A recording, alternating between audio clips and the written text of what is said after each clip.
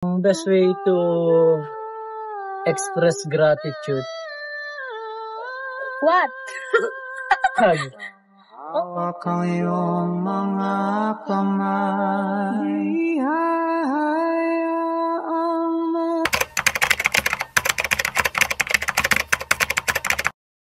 Dito na, first time ka lang dito makapunta. Kahit ako. Malayo-layo lang. Tapos, maulan baga. Malamig. Pero okay lang. Maganda naman yun. Wala na. Kaya, Happy Mansari pa. ano siya? Mansari pala natin. Nalingaw mo Gagi. na. Salamat ha. Grabe talaga si Rose. Talagang nakalimutan niya Mansari nila. Actually, first time yata nila guys na mag-celebrate po ng Mansari Pero kung susumahin mo lahat, bali 4 months na rin po sila. Kaya lang ngayon siguro kaya nag-celebrate ngayon dahil baka ay official na siguro. Official na yung kanilang love team or tandem po And ito muli ang inyong lingkod Batang LU, and of course ito ang ating bibigyan na reaction ngayon. And maganda po yung ginawa nila dito ngayon.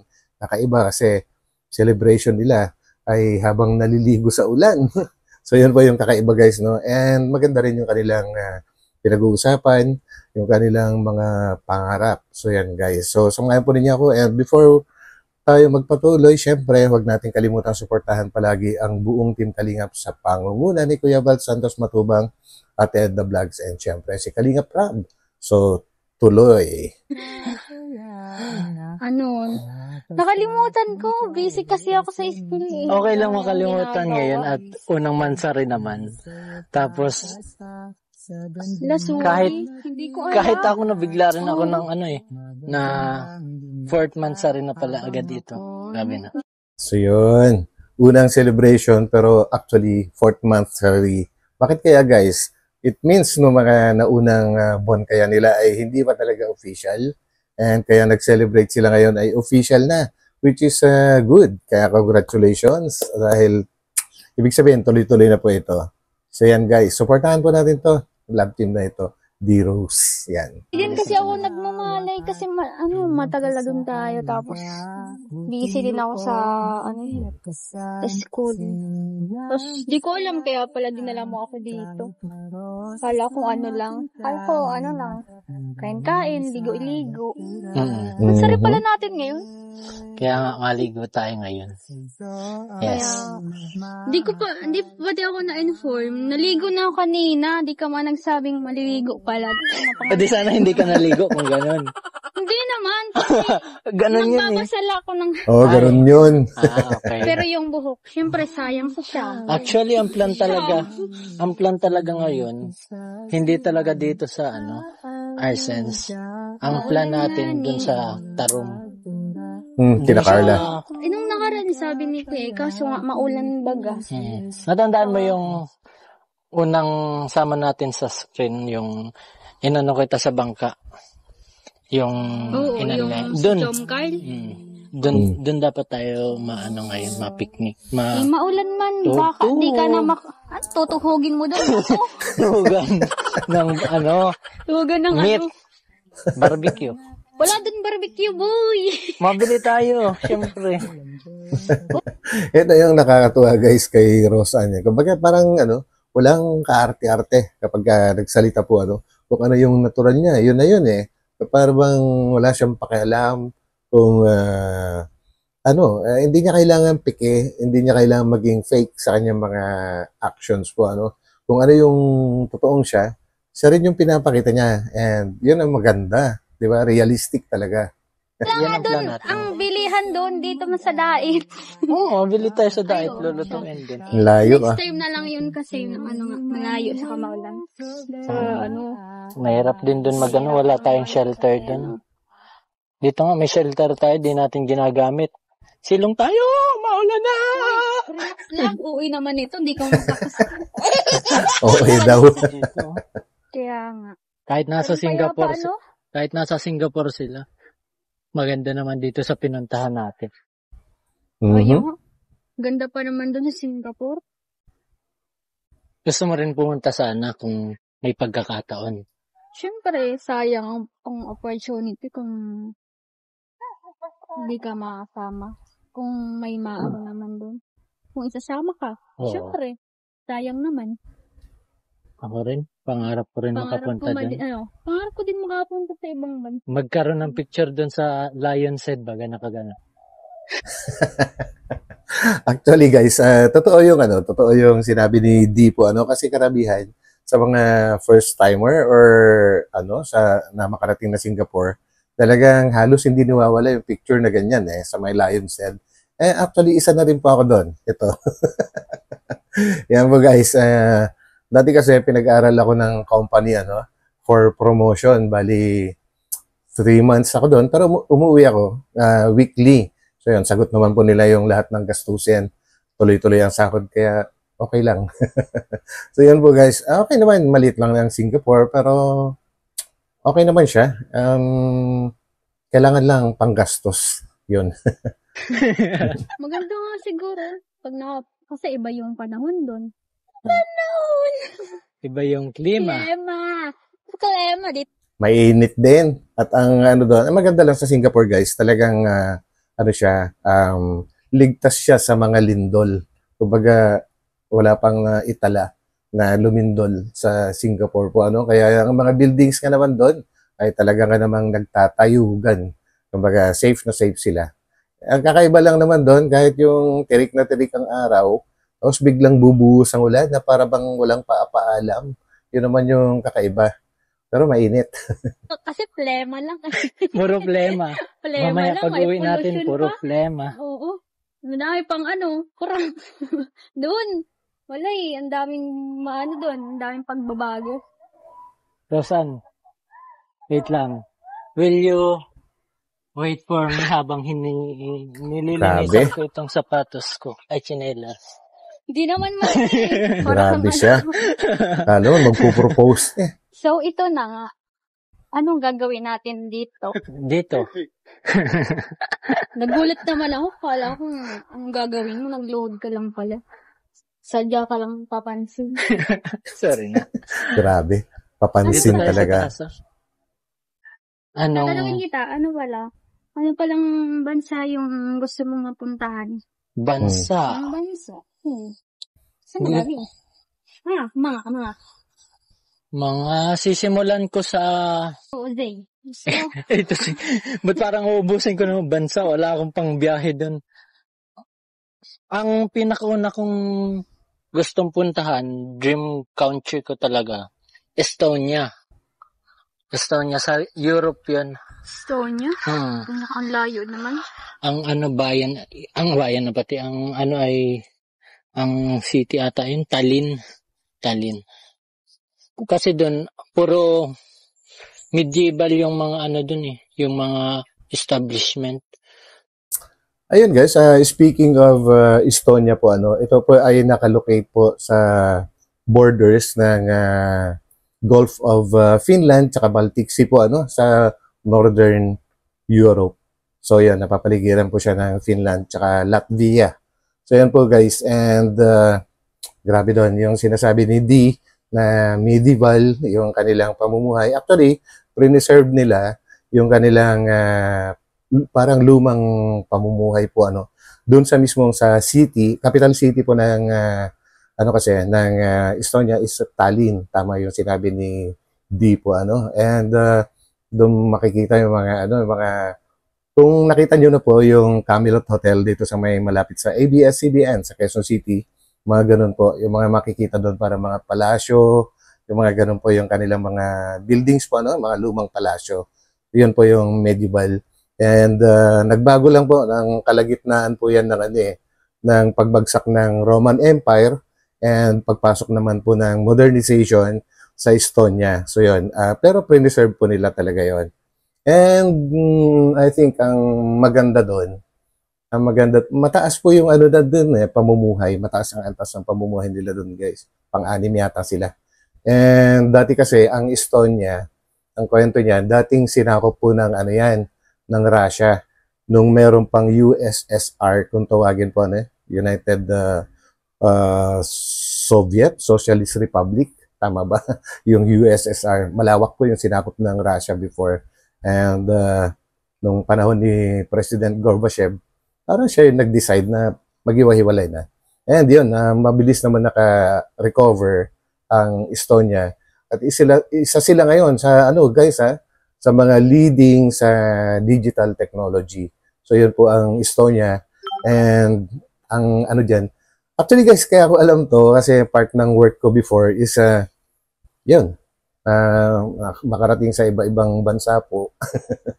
And ito yung isang picture ko doon sa kung nakikita nyo po ito. Yan. Hindi po lupa yung nakapaligid, dagat po yan guys. Kaya lang tumigas sa yelo. parang naging lupa na. And bago ka naman makarating sa St. Petersburg, kung tutuloy-tuloy ka pa, ay mga 2 days na po yan, matigas na ice yung dagat. St. Petersburg sa Russia. And ang mga tao doon sa Estonia, kung di ako nagkakamali, hanggang ngayon po kasi, di ba, nabanggit ko kanina, na sinakop po sila ng Russia.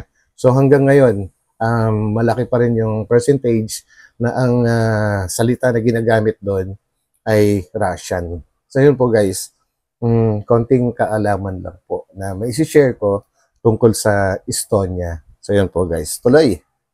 Tapos, matatangkad na tao, kulay asul na mata. Ganun. Nakikurious lang ako dun sa para akong nasa alien world. Nila, sa pagkatao nila. Kaya ibang-iba. Gumamit ka din ng asul na yung contact lens. Kumulay ka din ng asul. Yan, trip mo lang sa buhay. Ikaw ba? Anong gusto mong bansang puntahan? Dream ko isa sa Thailand. Thailand. Oo. Anong meron doon? Ano naman naging nagustuhan mo doon? Yes. Yung mga tao doon. Yung mga tao doon. Parang lang doon sila. Yung walang pakialam sa'yo. Ang approachable sila pag nakikita ka. Tapos, yung work doon, parang mabilis ka lang makapasok. Kasi ako? Oo. Teacher. Yun, tama si Rose andun guys kasi sa Thailand, ang karamihan po dyan ng mga Filipinos or Filipinas na nag-work doon ay teachers. Yun po yung karamihan, no? And yung mga ibang profession, hindi masyado. Siguro, there are some engineers, pero teachers talaga. English teachers, to be exact po, ang kinukuha sa Thailand. So yun po. Ako naman, ang gusto ko lang naman sa Thailand guys, kasi parang Pilipinas din yun eh. Halos wala namang pinagkaiba. Yung mga itsura ng mga tao, ganun pa rin. And ang gusto ko lang doon guys, syempre ito. Mura lang kasi mura lang yung mga seafoods doon. So yun naman ang isa sa gusto ko. Dito po sa Pattaya, sa Thailand, Pattaya, Thailand, no? And guys kayo, pagka nakarating kayo doon sa Pattaya, ay marami pong tawag doon? Yung maraming clubs, mga ganun. And ingat po kayo, mga lalaki po, sa pagpili-pili kung sakali dahil grabe po doon. Dami po, nagkalat po yung mga third sex kung tawagin and hindi mo mahalata na sila ay ganun. Babaeng-babae po. Yung mga itsura po nila. Ang gaganda and matatangkad. So, ingat kayo sa doon kayo mga mahilig sa chicks. So, tuloy. Dali lang maka-apply. Tapos, mababait daw doon yung mga bata. Kaso lang, kailangan mong pag-aralan ng yung nila, ng matagal. Ang saya nito. Actually, ang kailangan pag-aralan mo dyan, number 1, pagka pupunta ka sa ibang bansa at maninirahan po, is yung kultura para hindi ka manibago kapag doon ka na maninirahan. And hindi ka magtataka masyado. Kumbaga, may counting adjustment, pero pag napag-aralan mo na, syempre, madali ka na makakapag-adjust. Yung kultura talaga, number 1. Huwag tayong aalis, Ang ganda. Parang hindi ako nakakaramdam ng ulan, Ang ganda nito. Sayaw kaya tayo. Yun. Maganda ito eh. Masayaw ka sa ilalim ng ulan. Ilalim ng Grabe. ulan. Ilalim ata ng Ilalim ng ulan, hindi tayo mapandong.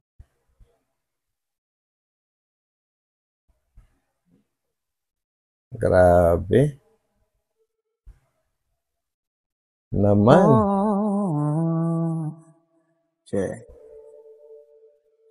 Sinta, halika na sa'kin, sabay tayong maupo sa lilim.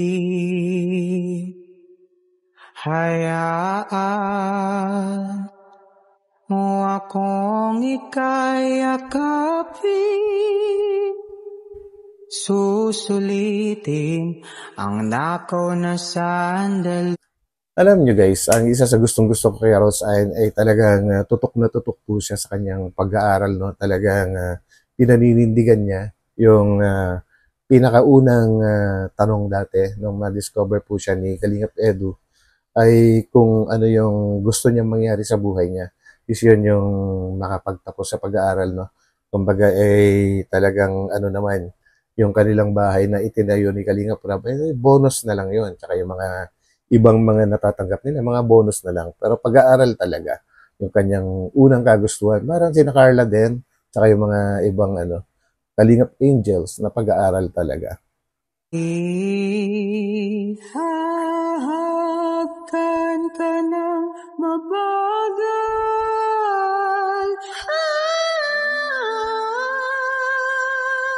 habang hawak ang iyong mga kamay. Grabe, sarap naman ang ginagawa nila para mga bumalik yung pagkabata. No?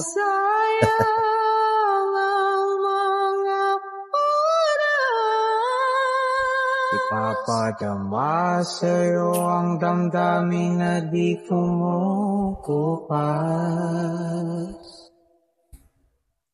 Sarap. Oh, halika na sa'kin. Wala nang makakatalo sa ligayang dinudulot mo sa aking buhay. Pinuno mo ng kulay, lumabo man ang aking paning. Grabe. Masaya ko ngayong araw. Wow, Parang saya niya. Ngayon lang tayong nag-enjoy. Ngayon lang tayong dalawang linggo. Sobrang saya ko rin. Ang ganda pala Para tayong mga bata. Ganito, Yun. Parang nabalik dati sa pagkabata yung ginagawa natin. Namiss ko din yun eh. Sobrang conscious kasi natin na magkasakit tayo. Kaya hindi natin ginagawa itong mga... Tama. Correct po yun. Tama po yun. Kung iisipin, worth it naman kung magkakasakit ako ngayon. Joke lang. Hindi, kasi Grabe. minsan lang naman din tayo magsama. Kaya sulitan na natin. Tapos, hindi pa natin alam na may ganito pala. Pero, in fairness, hindi ako nilalo. Kasi naka-jacket ka. Siya nga. Uy, may pakbay-akbay ah. Ano ka dyan? Ninja moves. Ay, padawian. Salamat sa... Sa ganitong pagkakataon, makakasama sa tag-ulan. Kahit tag-ulan man, tag-araw yan. Wala, masaya lang ako. Masaya ako. Salamat. Ano naman. Napili ko na naman yung The Moment of Truth. Na masaya na naman ako kahit sobrang stress ko na sa school. Ayan. Wala kung anong ganap lang natin. Sakto naman ang umulan. May naman pala. Pwede naman pala kung gawin yung gusto natin gawin kahit hindi na natin nagagawa. Salamat rin. Pero, your things is just a word. Huwag kang English. Yung salamat, yung salamat mo ay salita lang yan para sa... Iba talaga si Rose Ann, guys. Kumbaga, talagang prangka, ano? Dire-diretso lang. Okay. Ang best way to express gratitude. What? Ayun, oh. Grabe. So, yun pala yung pinaka-the best to express your gratitude. Pagyakap pala, guys. So, yun. Grabe, guys, no? Dito ko na ito tatapusin, guys. And gusto ko kayong pasalamatan muli sa pagsama sa akin. Actually, mahaba pa to. At panuorin po ninyo sa second channel po ni Kalingap Rab. Ang binago na po yung pangalan guys. Hindi na po siya yung Rab Matubang. Kumbaga parang bahay Kalingap. Ganun na po. Kaya panuorin po ninyo na buo at suportahan po ang lahat ng programa ng Team Kalingap. So yan guys, at ito muli ang inyong lingkod, Batang Elio. Magkita-kita tayo ulit sa aking susunod na upload at huwag kalimutang pindutin ang like, and sa mga hindi pa nakapag-subscribe, pindutin nyo na rin po yung subscribe button. So, bye-bye po, pansamantala. Bye-bye.